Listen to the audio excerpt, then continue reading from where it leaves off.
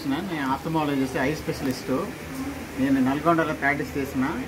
నేను ప్రైవేట్ ఒక బిజినెస్ పెట్టుకోవాలని చెప్పి ఒక స్కూటర్ తీసుకోవాలని అనుకున్నాను ఫస్ట్, ఈవీ స్కూటరు.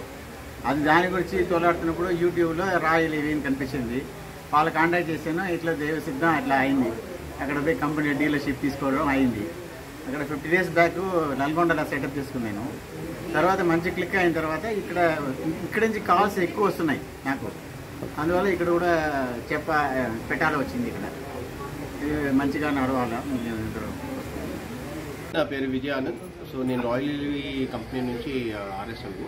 సో యాక్చువల్గా మా కంపెనీ మ్యానుఫ్యాక్చరింగ్ యూనిట్ వచ్చి విశాఖపట్నం పెందుర్తి దగ్గర ఉంది. సో ఇది ఫౌండర్ వచ్చేసరికి విశ్వనాథ్ కార్య గారు ఈ కంపెనీ ఫౌండర్. సో ఇప్పుడు ప్రజెంట్ హైదరాబాద్లో మన ఫస్ట్ షోరూమ్ ఇక్కడ మన శివశక్తి అనేది రాయల్ ఈవీ అనేది స్టార్ట్ చేస్తాం ఈరోజు.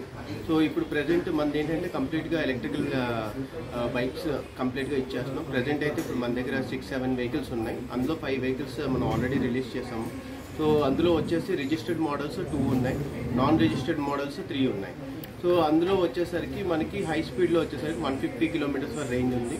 లో స్పీడ్లో వచ్చేసరికి 90 to 100 kilometers వరకు రేంజ్ ఉంది. సో ఇందులో మేము బ్యాటరీ యూజ్ చేసేది లిథియం ఫెర్రోఫాస్ఫేట్. అది మీకు కంప్లీట్గా యాక్టివ్ BMS తోటి బ్లూటూత్ కనెక్టివిటీ వస్తుంది. బ్లూటూత్ కనెక్టివిటీ మొబైల్లో మీరు డైరెక్ట్గా బ్యాటరీలో ఎంత పర్సెంటేజ్ ఉంది సెల్స్, సో ఏవైనా డ్యామేజ్ అయినా లేకపోతే ఎంత లైఫ్ సైకిల్స్ వస్తుందనేది కూడా మీకు తెలుస్తుంది.